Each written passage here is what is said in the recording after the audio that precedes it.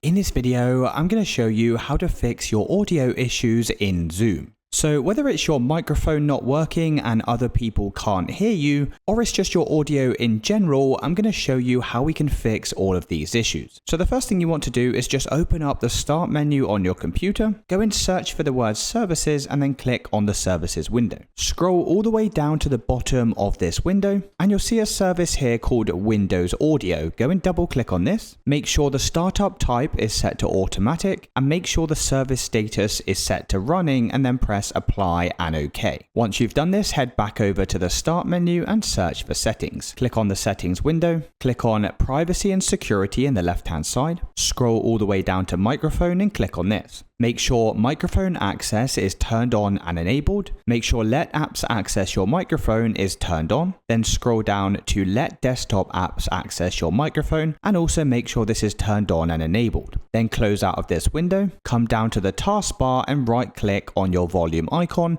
and click on Sound Settings. Then scroll right down to the bottom and click on More Sound Settings. Make sure your speakers or headphones are turned on and enabled. You can do this just by right clicking on them and clicking on Enable. Then click on the Recording tab and make sure your microphone is also turned on and enabled. So here's my microphone at the bottom. You can see it has a green tick next to it. And you also want to make sure your microphone is set to the default device. Now you can do that just by clicking on it and clicking on the Set Default button. Then we can press Apply and OK. Now the last thing you're going to do is open up the Zoom application. Once you're inside of Zoom, either go and join a new meeting or create your own meeting. Click on the upwards arrow next to Audio and click on Audio Settings.